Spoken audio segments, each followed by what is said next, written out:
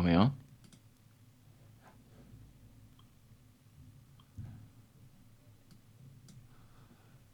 Okay, I think we're live. I can do this. Hang on, wait. We're not. We'll be there in a second. 1 second. There we are. There we are. There we are. There we are to everyone. Hello, everyone who's waiting. Hello, guys. How are you? Welcome to another live stream. We're going to be here for about an hour or so. Chatting about Henrik Mkhitaryan, Raul and Vinay, and taking your questions, of course, that you're going to leave for us on YouTube. And there's been a few questions on the Patreon page as well. I'll see if I can get over and take a few of those. But James, I guess we have to start with the Henrik Mkhitaryan situation. I mean, what are your thoughts this evening on the fact that, you know, he's not going to be at the final? I think we all kind of figured that was going to be the case, but today it was announced he's not going to make it. So what were your initial thoughts there? I think even though we sort of knew it was coming, the actual announcement itself still felt quite shocking. I think just because it sort of feels ethically wrong. You know, it feels weird. And, you know, there were stories, I think Amy Lawrence wrote a story in The Guardian last week saying the club weren't confident that he would go, that he would travel. But even so, it actually coming to pass, it just feels all kinds of wrong, really, doesn't it? It really does. And, you know, when you sort of step back and look at it objectively, the idea that a player from any team, whether it's Arsenal or Chelsea or whoever it might be, can't go to a European final because of the political situation in the country where it's being held is really wrong. And I know that it's a more complicated issue. You know, UEFA, did you see what UEFA said, where they said it's like it's a personal decision for Mkhitaryan and his family? I mean, ultimately, I guess that's what it came down to. Do you feel reassured by what UEFA have said, the guarantees that Arsenal were perhaps given by the Azerbaijani FA or the government or sports ministers or whoever it was? Ultimately, they let the decision rest with Mkhitaryan, and it feels to me like that's a kind of a cop-out, you know, that they've put the onus on him and said, well, we respect his decision. And yeah, I don't know what way to do it. We've got an echo on your mic, have we? Apparently, according to the guys in the comments, right. I could unplug it and plug it back in. I don't think it's at your end. Let me see. I don't know what we can do. Is it a bad echo, or is it like just a little bit of an echo? That's the question. I don't know. The guys have got to let us know. They can tell us in the comments. It's going to take a moment or two for the comments to come through. Keith says, Andrew, you missed a spot when shaving this morning. I didn't miss a spot. It's just a really white bit. It's sorted now. Oh, wow. I didn't do anything. How weird. Anyway, that bit is not... It's not that I missed a bit shaving. I don't know which side it is now because I don't know where my face is. There. It's just really light, and it looks like I've got a bit missing from my beard, so it's weird. It's just called getting old. Anyway, we were talking about Mkhitaryan. More importantly, I really disliked that UEFA statement. I also didn't like there was a line where it said, we don't feel that the spectacle and the occasion will be in any way diminished. And I thought, that sort of feels a bit of a petty thing to say, doesn't it? Because there's literally going to be a player who isn't there and can't play. Yeah. I didn't like that. I thought there was it was a very strongly worded statement from the Azerbaijani Football Association.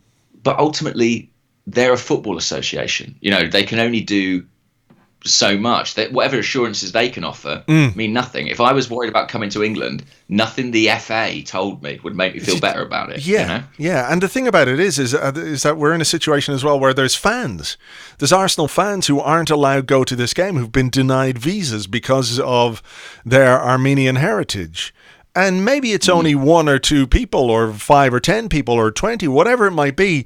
But even one is too many to exclude anybody from a game like this on the basis of their nationality is just plain wrong. There's no justification for it. There's no way that UEFA can stand behind the decision that they made. I mean, what do you make of the club's response to it? Well, what, the statement they put out, you mean?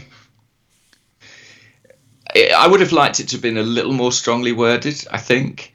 But inevitably, the club aren't going to want to burn their bridges with UEFA. I mean, you know, the whole reason that we're in this competition is, well, the main incentive for us is to try and get back in the Champions League. And in the long term, whether we like it or not, they're probably thinking about being part of a European Super League. So yeah, I think there's probably no great appetite on the club's part to upset UEFA. And but I think it should have been more strongly worded, and it could have been more condemning. Yeah, I think I think you've hit the nail on the head there a bit when we talk about why the club might not want to upset UEFA too much, because they do want to be part of this European Super League. And, you know, our stature and our situation is a little bit precarious at the moment, isn't it? We're not necessarily we're a big club, but, you know, we're not finishing top four and all that kind of stuff. So I think that's playing a part.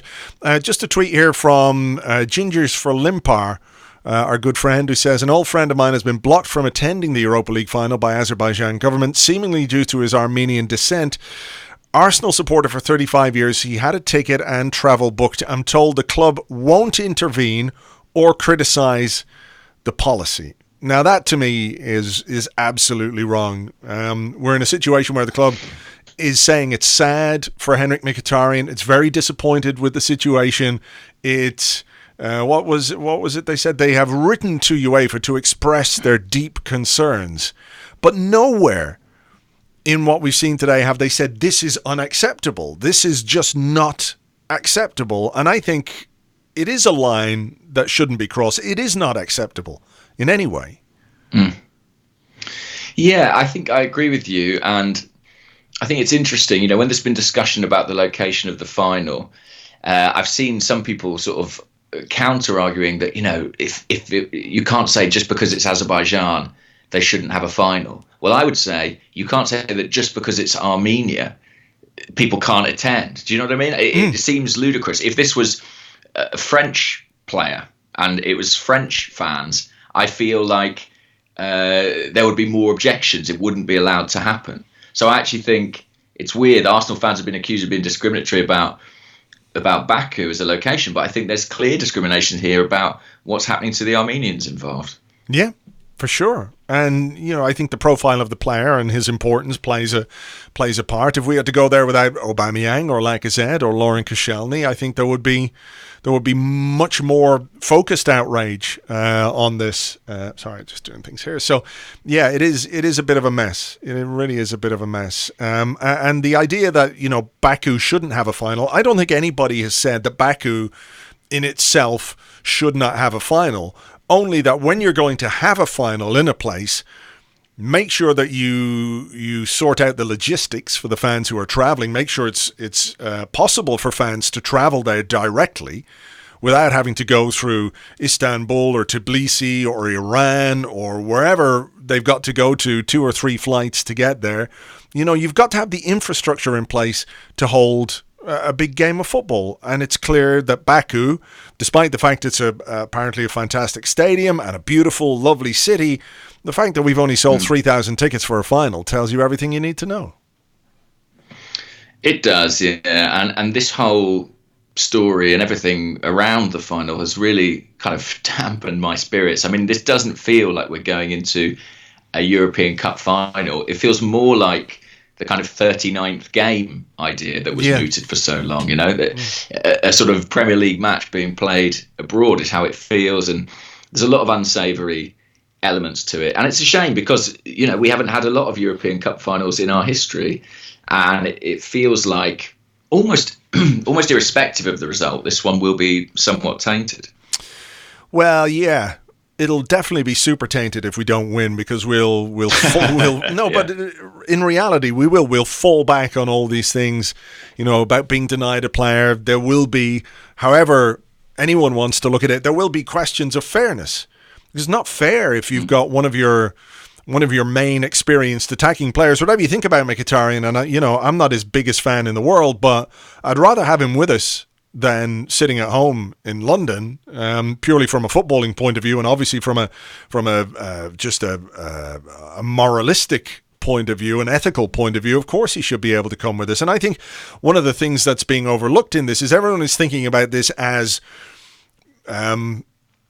something that only affects Mkhitaryan.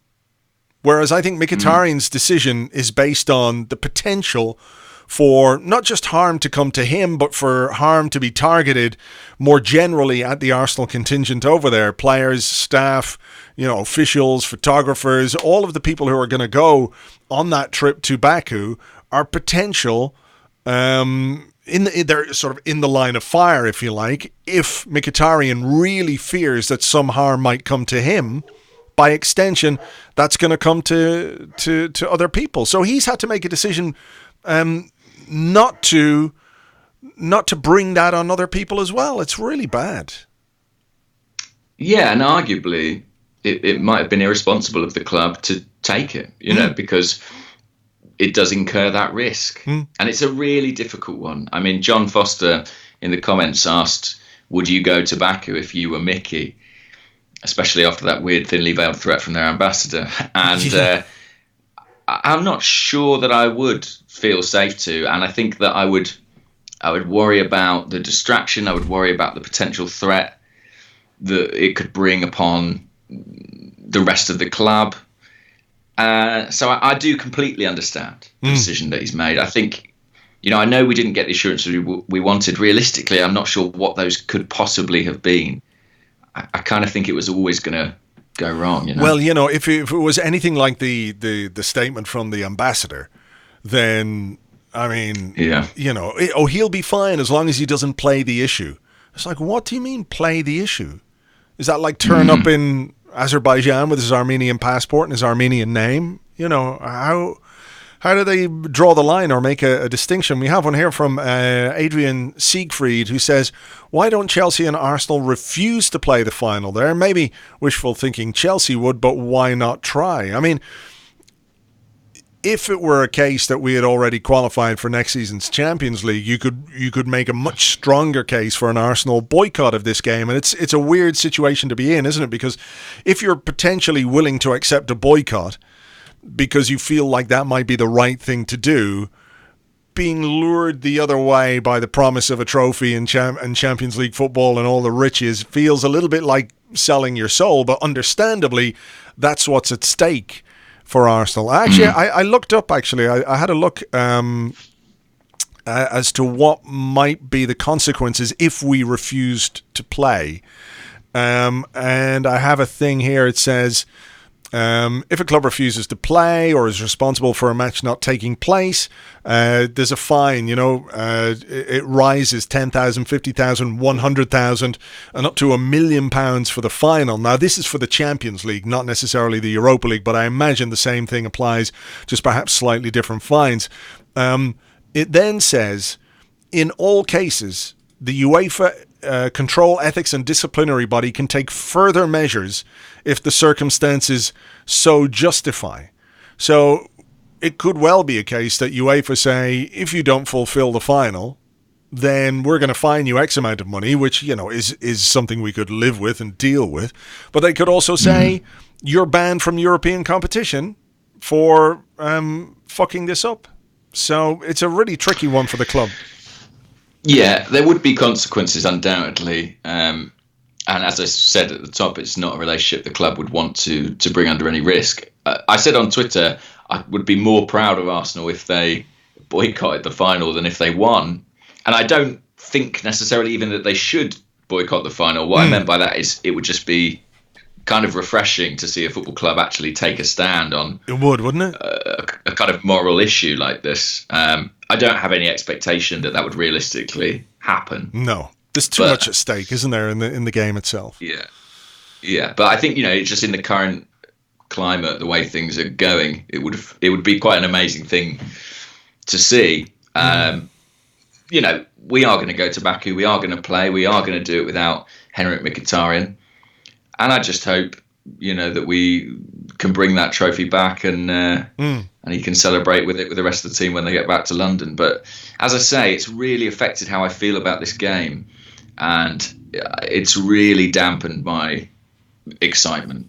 Entirely, almost, to be honest. Yeah, certainly. It seems a bit of a shame. Certainly, in terms of the build-up, I think when we come around to next Wednesday and it kicks off, we'll be fully invested in it. But it's very difficult not to let something like this affect how you feel about it, and it's just the latest in a number of examples, as we talked about in the Arsecast Extra yesterday, about how football and the decisions that people are making about football are impacting the way people feel about the game. They don't feel like the decisions are being made for the right reasons, whether that's the location of a final or the money that's on offer or something like this, where a player is excluded simply because he's Armenian. So yeah, here's a question from Rob Vapes, who says, would making a stand be more beneficial for us moving forward than playing and potentially winning? This is a brand and want to have equality and not just want success. I want us to go there and win. I really do. I want us to go and I want us to win a European trophy. I think it'd be fucking amazing. And I want us to have Champions League football next year. But if by some miracle there were enough people or there was somebody at the club with a backbone to say this is simply unacceptable, we are not going to play this fixture because it's unfair that one of our players and our fans, some of our fans, can't go to this game, I'd applaud that too. But I don't think there is that person. I would. Yeah, and also, I'm not criticising the club for not doing that. I understand it's a really delicate and difficult position. We bang on about wanting the club to pursue their sporting ambitions, and if they want to do that, the Champions League and the revenue that would bring would be incredibly beneficial. And let's not forget about the trophy. But I can see both sides of it. And it's, I think in modern football that's probably unlikely to ever happen, that someone would actually take that strong a stance. But at a time when we sort of find ourselves questioning what Arsenal's values are, it would certainly be a way of reaffirming those quite definitely. Yeah, and also I think it's quite funny that a couple of people involved in the decision to hold the game in Baku were Ivan Gazidis, who was on the UEFA Executive Committee, and also Raul Sanllehi, who at the time was at Barcelona, was part of the decision-making process as to the various locations for finals going forward. So, it's not that they could foresee it, but it's just one of those things, isn't it, where you go, oh, God. Okay, we'll take some questions here from the YouTube. Here's one from Vasisht Sriram. I'm probably mangling that, so my apologies. He said, I thought it was very interesting how Vinay positioned Arsenal with match-going fans with regard to this issue, which of course is the final in Baku, and then turned on to how we are adding hospitality space for revenue. Is that contradictory? I don't know. It's an interesting thing, isn't it? I think, fans increasingly are overlooked by clubs, almost irrespective of what they say. And I think the reason for that is revenue. Gate receipts are not as significant a factor in a club's turnover as they once were. It pales in comparison to television money, Champions League money. And so inevitably those things take precedence, and the fans, as long as the fans aren't really that important financially for the club, I don't think they're ever going to treat them especially well. So I sort of took, almost everything that I heard from Vinay Rao with a spoon of salt. Spoon. That's fairly large. So it's bigger than a pinch. Generally, what did you make of the interview? I thought it was quite funny. We were talking maybe last week or the week before about how lack of communication from the club is an issue, and it leaves us in the dark over certain areas, and how it would be great to hear from them. And I think in some of the things that they said, some of the aspects and some of the areas that they touched on, I thought it was quite interesting, and you could read a little bit. They're fairly slick guys, aren't they? fairly slick in terms of what they say and how they say it. It feels very corporate and on message and whatever, but you could read between the lines a bit, particularly when they talked about the wage bill and they need to be a bit more efficient with how they use the wage bill. I think that tells you something about what we might try and do this summer. Yes, I mean, they said they're not going to decrease the wage bill. They just want to sort of redistribute it. And I think, most fans probably agree that that's a necessary thing to do. And it's pretty clear from the way the club have behaved over the past 12 months or so that is a priority for them. If you look at the contracts they sort of haven't renewed and maybe the players they might be looking to move on. Yeah. So I thought that was interesting and, perhaps encouraging. I kind of liked the admission from Raul that we need to outsmart the market. I think in the past you would hear Arsenal talked up as, look, many players. We all remember Arsenal saying, many players want to come here. My phone is ringing every day with agents who want to come here. And that's true. But the goalposts have moved somewhat. And we're in a position now where we need to have a competitive edge. And I think the appointment of Edu, to me, feels like a step in that direction. It feels like a move to bring someone in who might have knowledge of marketplaces in South America that maybe other Premier League clubs don't quite. And that, after losing Sven Mislintat, is a little glimmer of hope for me. Yeah, I thought that was interesting. I mean, it was a bit bittersweet in the sense that, yes, we have to outsmart the market and we've got to buy these kids and we've got to buy young players at a point in their careers where they're affordable for us and also where, we can develop them and maybe get some good years out of them and then sort of recycle the talent and their potential into cash and start again. I think that's kind of where we are.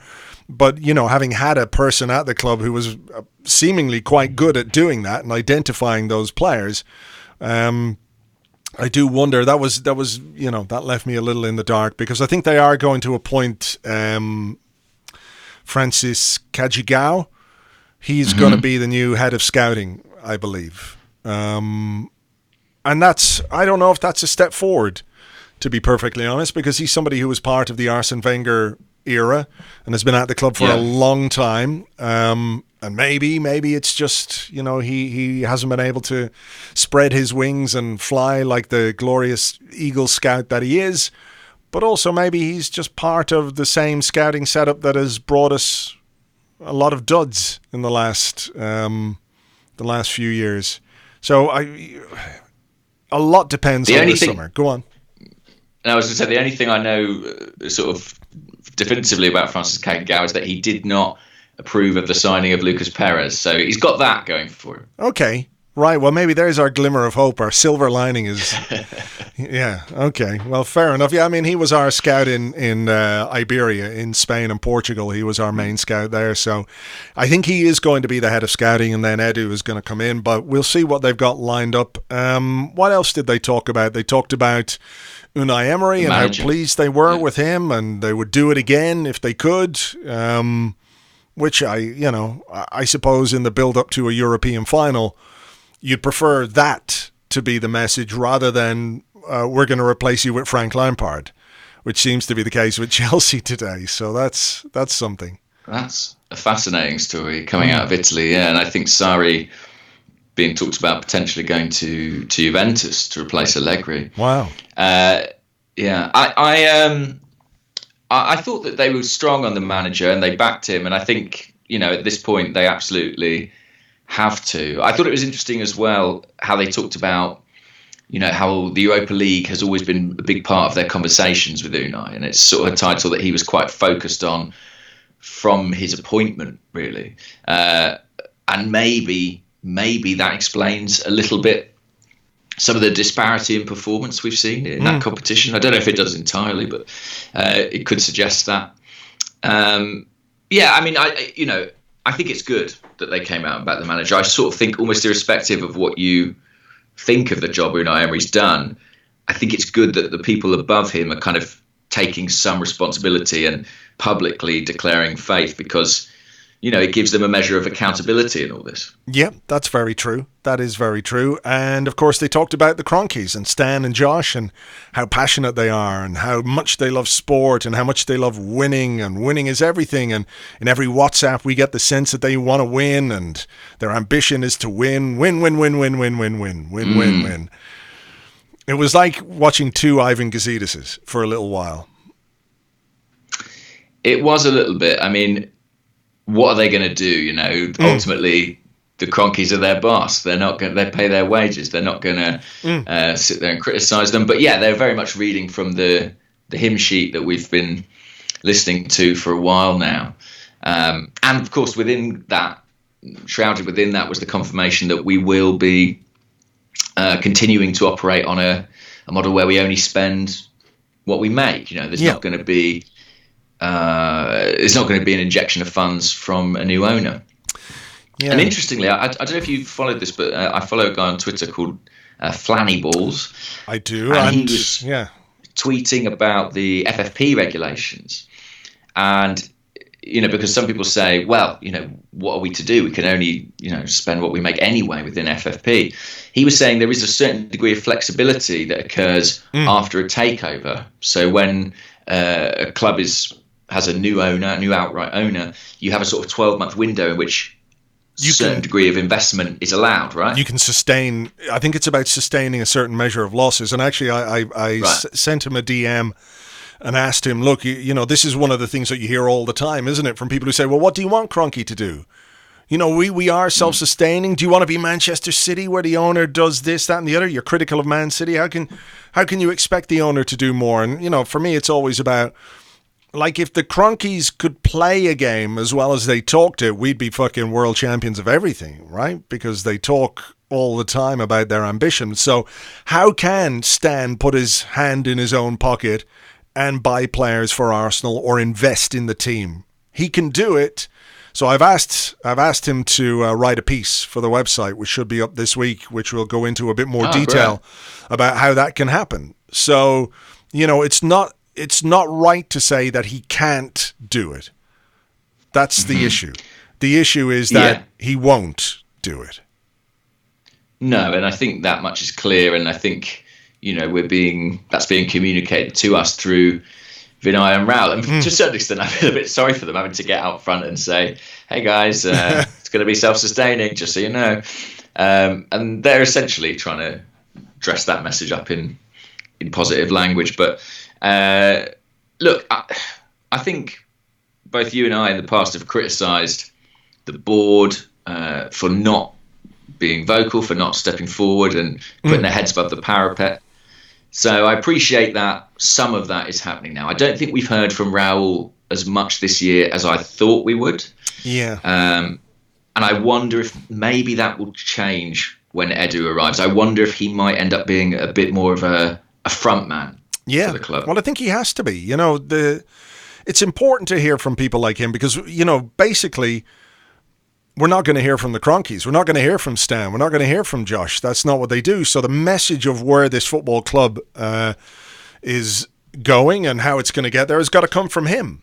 He is the head of football. That's literally his job. I'm actually looking forward to hearing a bit more of his husky voice. It's pretty amazing, isn't it? I don't remember Edu's voice. Not Edu, Raul Sanllehi. Oh!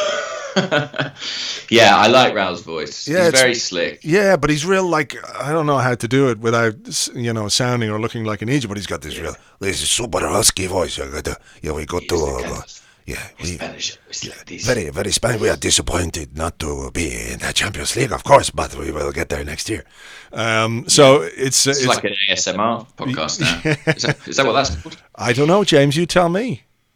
You seem to know much more of it. I don't know, money. No, I think it was good to hear from them, even if a lot of it felt a bit PR fluffy and what have you. It was good to hear from them. I think it's something we need a bit more of. Definitely. I did like it. It was exclusive, to Arsenal. It's like, well, I'm not sure necessarily that should be an exclusive, but it was good to hear from them. And I think moving forward, I think Edu is going to sort of take up the reins there, and I think the club will benefit from that because we don't have a head coach who is especially loquacious, who, you know, can operate as that kind of communicator and galvanizer for the club. Yeah. So I don't want to put too many expectations on Edu, but I'm really hoping he might be able to share some of that burden. I tell you one thing I did think of quite a lot today was what Arsene Wenger would have had to say about this situation. The Mkhitaryan situation, I mean, sorry, going back to what we were talking about. Today I missed him, because I would have loved to have heard what he said about the farcical situation that he would have been put in as well with this player. So, yeah, there you go. That would have been really interesting. And who knows, maybe we will via another media outlet, but I'm sure he would have had certainly something to say. I mean, what did you make of what Emery said about it today? Look, I think, you know, ultimately the decision came down to Mkhitaryan, didn't it? And Emery couldn't pressure him in any way. You know, again, maybe he could have been a bit stronger, but I think, you know, I'm not going to criticize the guy because he might find it hard to find exactly the right words, because this is a very complicated situation. So if you say the wrong thing, it could backfire in a way. And maybe in English he was a little unsure of what he could and should say. So, look, he was quite clear. He said what did he say? He was disappointed, or he was... Yeah, and he referred to, you know, a situation in his own country as well, didn't he, that he'd been involved in the Basque region. Yeah, he said political tensions. Yeah. He said, what did he say? It's bad news, but we can't do anything about it. It's a personal decision. We need to respect him. I don't understand the political problems. So I don't know. He said, I can't believe them when they say that it's safe. So that's another weird thing. Okay, let's see if we can go through a few questions here. Another one from Rob Vapes. You're not getting special treatment, Rob, but it's a good question. Did you see the Diaby interview? Anyone else more of a could have been spring to mind? I did watch it. Did you? It was quite sad, wasn't it? I watched it to the point where I felt like they were going to show the tackle against Sunderland, and then I sort of stopped it and I didn't go back to it because I didn't want to watch that. Did they show it? Yeah. They did show it. They did show it. And they talked about it. It's so brutal, isn't it? It's absolutely brutal, that challenge. It is, and it's not the only one he faced in his career. There were a few really bad tackles, unfortunately, on the same leg. I mean, he had that kind of long-legged style where, you know, he would just nick the ball away from people, and if it was a bad tackle, it was going to make impact. And it was in a way very sad because it made you think about the player he might have been. But his attitude is really remarkable. He has an enormous amount of, you know, grace and serenity given what's happened. He says he's not angry with Dan Smith. He forgives him for everything that went on. And he seemed like a man who was at peace with himself. I know he's quite a religious guy. I don't know if that played its part in it, but yeah, he just seemed very at ease with things. And given what he's been through, I think that's quite remarkable and a testament to him, you know, as a man. And you know, it is sad, but he's in his mid-30s now. He's still got a huge amount of his life ahead of him, and it's sad for us we never get to see him play more football. But I'm sure he's still got great things in his future, and he seems like he felt that himself, which was kind of heartwarming. Yeah, I suppose the other one that you would say what could have been was maybe Jack Wilshere is the other one that springs to mind when we talk about a player not making the grade or not fulfilling his potential because of injury. Yeah, that's certainly one. When you think about him as a 16-year-old, I mean, I was convinced he'd become one of the best players in the world. And I mean, isn't it mad? You know, he left last summer, and I've barely thought about Jack Wilshere since. How many games did he end up playing for West Ham? Don't know. Handful, really. Handful. Yeah. So yeah, can't think of anyone else. That would definitely be one. Yeah. I mean, to be honest, actually, one who I sometimes feel that about is actually Van Persie. As brilliant as he was, towards the end of his Arsenal career, it kind of makes you wonder how good might he have been had he not had all those early injury problems, or how good over a sustained period might he have been, rather than just a couple of fleeting years. Can you just excuse me for 1 second? I just have to pop downstairs for something. I'll be literally 60 seconds.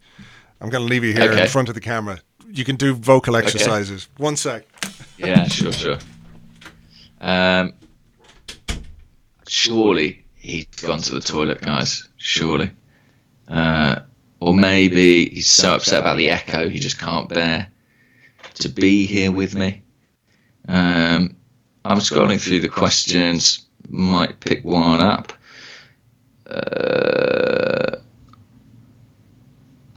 This is quite weird, actually, being here on my own.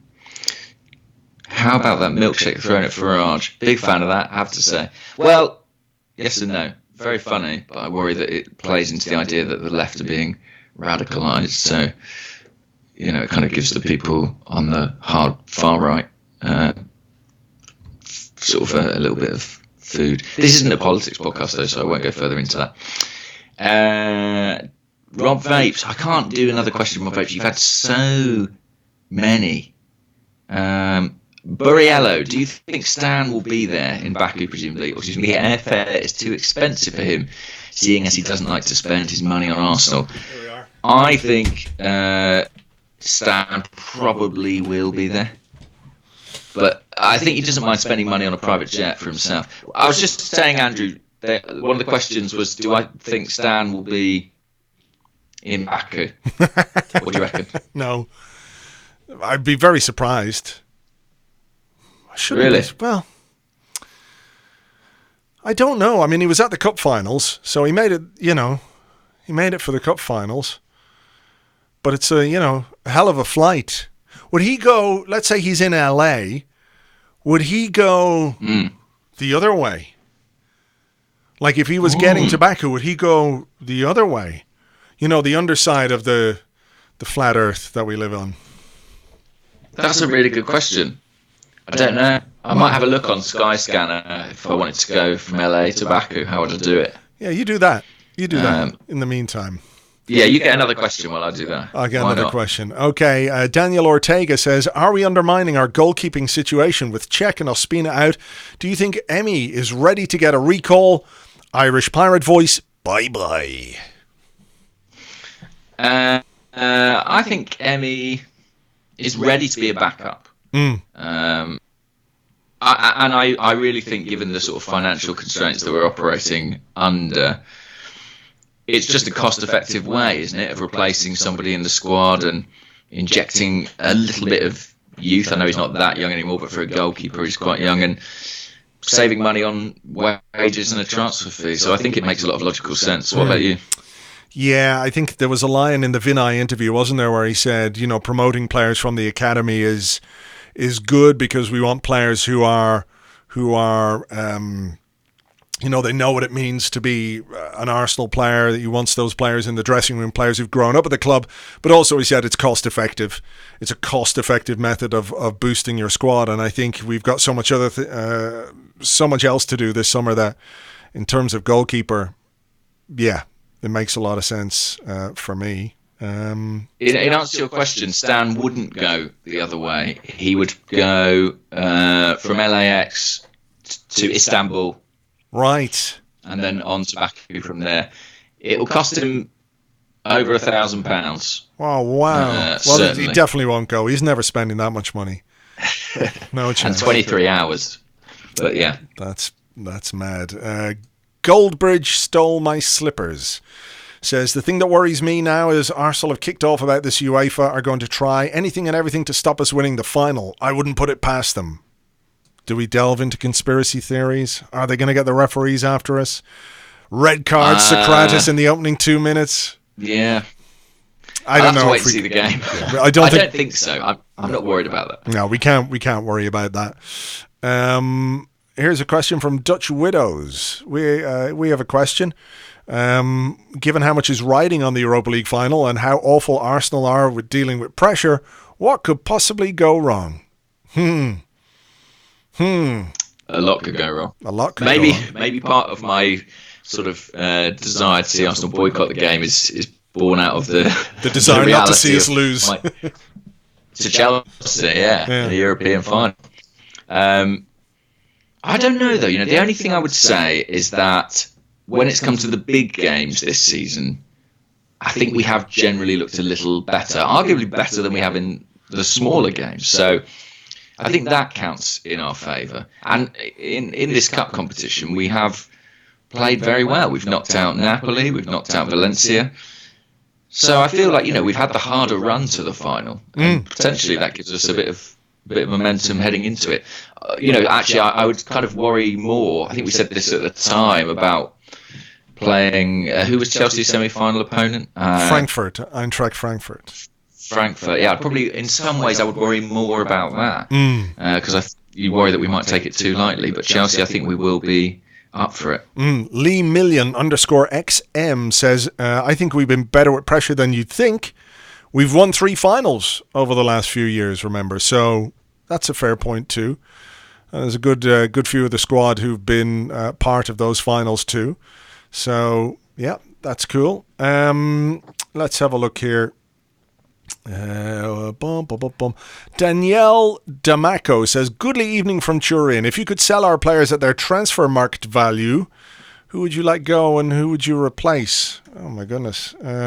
Transfer market, Arsenal. I don't know what the values are on there. So are they wildly different from what they sort of they attempt to create a value? It's not the transfer fee that was paid for them. It's based on their length of contract, based on their form. Well, Mustafi is valued at 30 million euros. So I would definitely sell him for that. Yeah, that's a great deal to do if you could do it. That we can answer that very quickly. Yeah, Mustafi for 30 million euros. Kolasinac for 20 million. Would you? Would you? Okay. Granit Xhaka, 50 Less million. sure with that. 50 million for Granit Xhaka.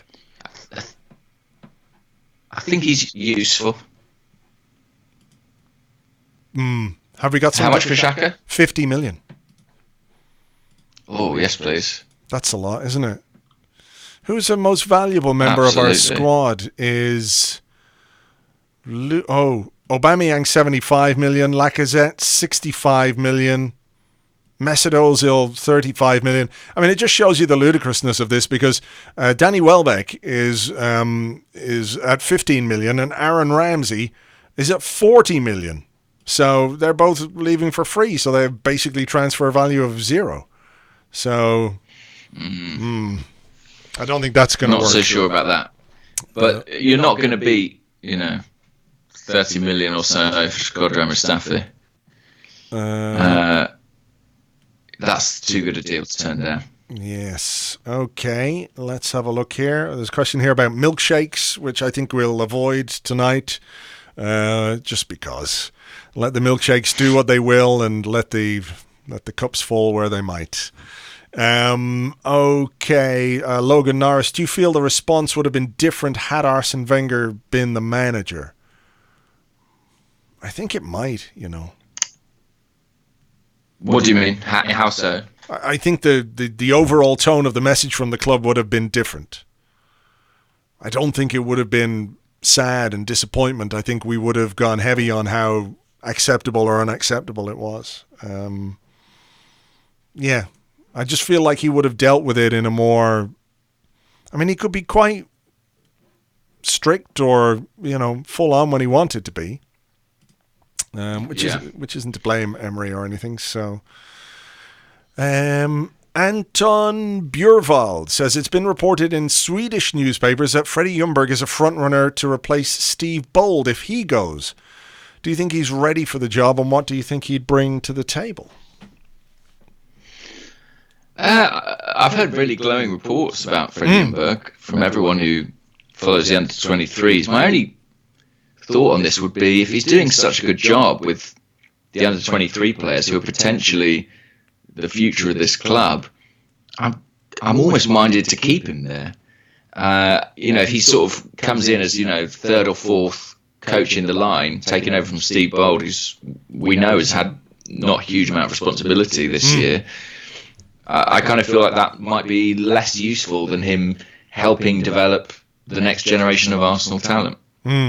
I don't see what he would bring to the table from a coaching point of view. If Steve Bold is marginalised, as we spoke about yesterday on the podcast, I don't know what Freddie would bring. The other thing that occurs to me is that, let's say it doesn't go particularly well for Emery next year. Just throwing it out there. And you have a guy at under 23 level who's tearing it up and who's really showing himself to be an excellent coach.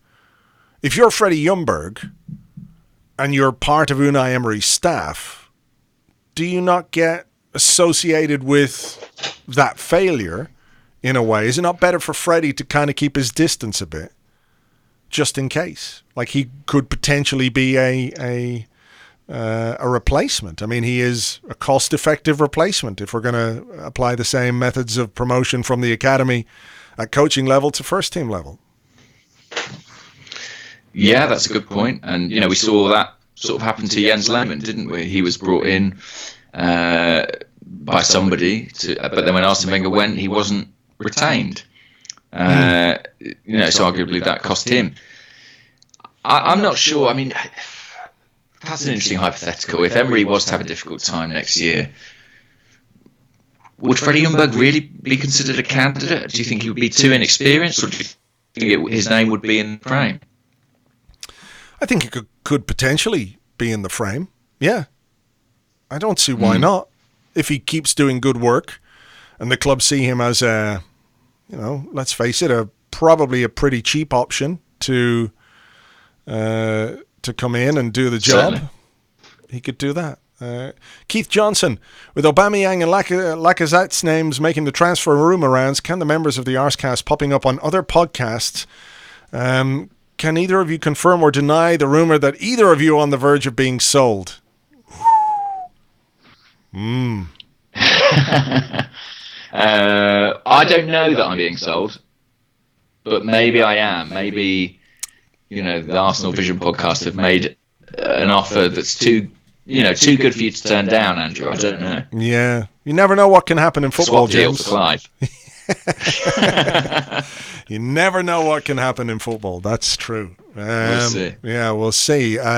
Here's another question. It comes from Matthew McGee, who says, has James changed his loving stance on Giroud after his whole heart is blue statements? Now, I must clear this up, because I think I spoke about Giroud fondly, largely to reflect what I observed as the sentiment from a large proportion of the fan base.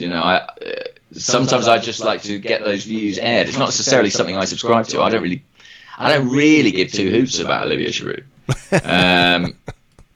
especially with this final on the horizon. Oh man, and I thought the reception was kind of weird that he got at the Emirates Stadium, and that certainly won't be happening in Baku, will it? The couple of thousand fans that have made the trip, I doubt they'll be giving him that kind of warm reception that they did at the Emirates Stadium. No, I don't think so. No. I'm afraid of Giroud in this game, I have to say. I'm afraid of him. Are you? Yeah. It feels too inevitable. I can see him celebrating and crying at the same time, as he breaks all the Arsenal hearts, and he realizes that every time he ventures onto Twitter, he's just going to get a bazillion snake emojis. Unlike some other former Arsenal/Chelsea player. Here's one from the Patreon homepage from Shahin Mahdi, who says, I'll be asleep by the time you record. Hopefully you can sneak this one in. How much do you rate Hakim Ziyech and David Neres from Ajax? And with the low price tag of both players, would you be keen on either or both? I've got all pixelated, haven't I? That's a shame. Yeah, I don't know what's happened there. Yeah, better like that. I like the look of him. Yeah, I mean, I have only seen a handful of Champions League games, and as much as I I'm furious with all Ajax players for the thing that they did, which cannot be forgiven. I think he looks like a really interesting player. He's got a release clause as well, apparently, of 25 million euros, which, feels within our price bracket. And his record this season is outstanding. I think he's scored over 20 goals, over 10 assists. The other guy, the winger, the Brazilian, he's a bit less productive. It's something more like 10 goals, 11 assists, something like that. But I suppose as a type, he's maybe something we need more. Arguably we might need a winger more than we need Ziyech, who's, as far as I understand it, someone who sort of plays more off the striker. But look, those Ajax players look pretty handy to me. I'd be pretty happy to take a couple of them off their hands if we can. Yeah, if we can. But, I think there's something quite interesting about the Ajax collective when you look at the way they performed this season. Obviously, they were a disaster in that game against that lot, which, we may never forgive them for if the worst comes to the worst. Sam Dallas says, if we get into the Champions League next year, what do you think we can achieve? City and Liverpool are going to probably strengthen and not see a drop-off. So can we win anything, he says. Can we win anything next year? Well, we could win a cup. We've won a cup plenty of times before when we've not really been competing right at the top end. So I think that's always an option. If we get into the Champions League, I'm not sure we'll be winning it. That's for sure. The focus next year is going to surely be, almost irrespective of what happens in Baku, on trying to get a top 4 place in the league. I think that's so important, really, for us. Apparently your echo is back there for a bit, but I don't know if it's still going on. Keith Johnson says from the... By the way, there's breaking news, Andrew. What? Which is news tonight that Petr Cech will return to Chelsea this summer in a new sporting director role. Sky Sports News has learnt. Unfortunate timing. Not great. That story breaking. Not great. Yeah. I wouldn't worry about Petr Cech, in terms of his commitment to winning the game and winning the final or anything like that, but it's not ideal, is it? It's not ideal. No. And it's odd, this final. There's so many stories coming out to kind of compromise it. You've got the Sarri thing with potentially Lampard coming in and him going to Juventus. The Eden Hazard story, where by all accounts he's agreed his move to Real Madrid. You've got all this stuff about the fans, about Mkhitaryan, and now this Czech story casts, I must say, a little bit of a shadow. I don't really think it's comparable to the other situations. And Unai Emery was at real lengths today at Arsenal's Media Day, wasn't he, to praise the character of Petr Cech as much as anything else. And he's known throughout football for being a very committed professional, and I don't really see any reason for that to change. No, I don't either, but it does. I wonder, will it enter the thinking of the manager? Yeah, it's a strange one. Could do without that being public before the game. Keith Johnson from The Telegraph, dated 12th of May. Gunnerblog to Durkistan podcast for a case of ham on ruffles is close to a done deal. So the rumor mill is... it's silly season, guys. Yeah, it sure is. Let's have a look. Jack Wilshere, 7 appearances for West Ham, according to Keith as well. Thomas Clark, do you think it's poor that Arsenal couldn't have subsidised travel for fans given Thomas Cooker charging $1,000 for a day trip? I think that's a difficult one. Yeah, it's tricky. Thomas Cooker going out of business, I believe. The mad thing is, when Arsenal went to... we went to Baku earlier this season, didn't we? I don't want to be wrong about that. Played Karabakh. Yeah. The flights, as far as I understand it, were significantly cheaper than they are at this stage. I know that when Chelsea went there last season, I think you could get a flight for £300, £400. So there is a lot of greed on the part of the airlines, I think, in terms of what they're charging at this Well, I point. mean, again, we talked about supply and demand, didn't we? Because it was basically whatever many thousand of Arsenal fans that went to Baku earlier, and then the home fans. Whereas this time you've got 70,000 tickets, and most of the people coming to this Europa League game will be coming from abroad. So I think that's part of it as well. You know, I don't necessarily think it is the club's job to subsidise travel to games in this way. You know, it's a difficult one to set a precedent for. And that's the other part of a potential boycott as well, isn't it? That lots of people have paid for flights and travel and accommodation. That if you boycott the game, then you're basically leaving those people in the lurch and out of pocket in a big way. So that's a very good point. Yeah.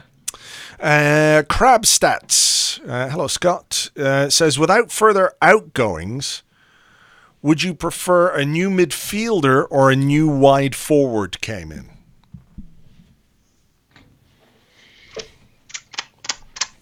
I think a new midfielder.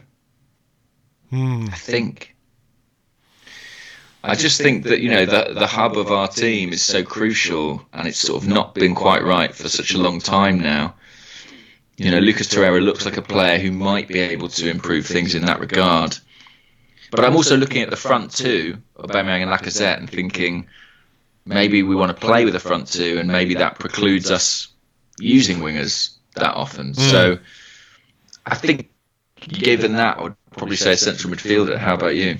I think I go for a wide forward. You know, I know there are issues with our midfield, and we definitely need to make a signing there with Ramsey going and everything else. But we do have Xhaka, we do have Torreira, we do have Guendouzi, we do have El Neni, even if he's not the greatest in the world. Joe Willock is making a breakthrough, so maybe there could be some space opening up for him. Whereas I feel like we're really lacking something in the wide forward areas. But he did say come in.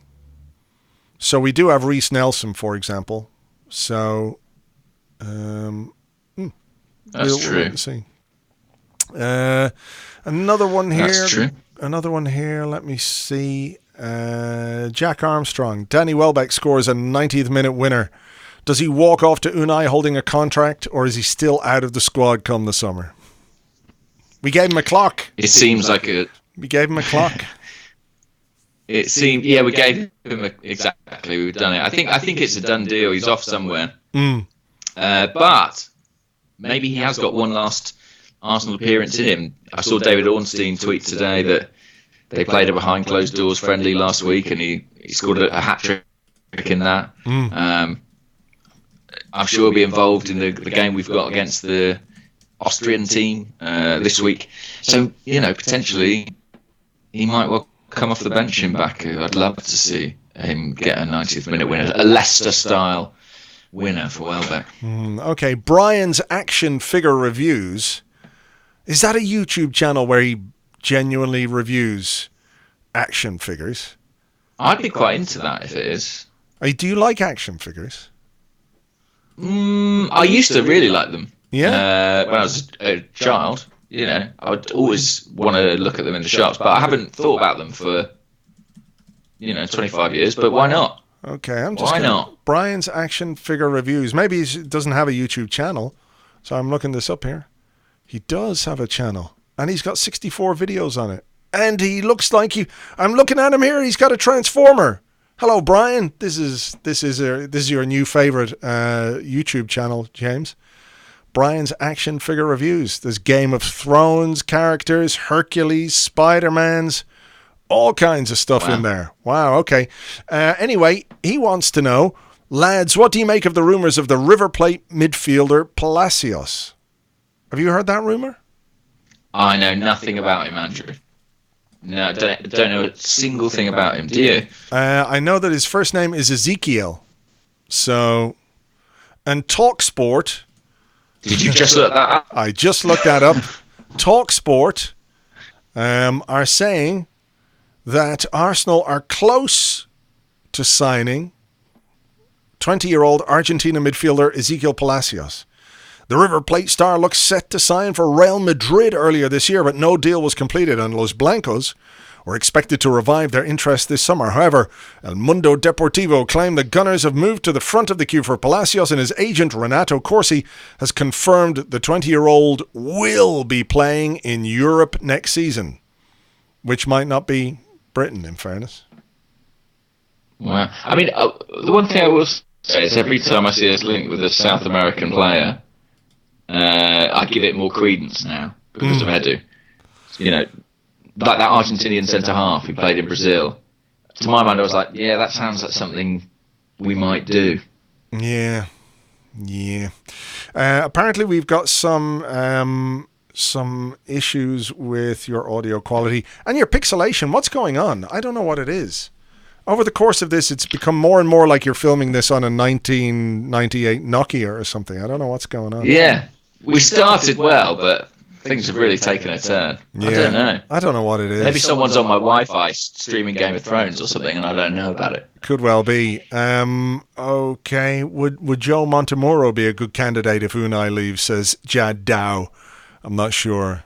I think Joe is happy with his work at Arsenal Women. He likes winning trophies and stuff, probably.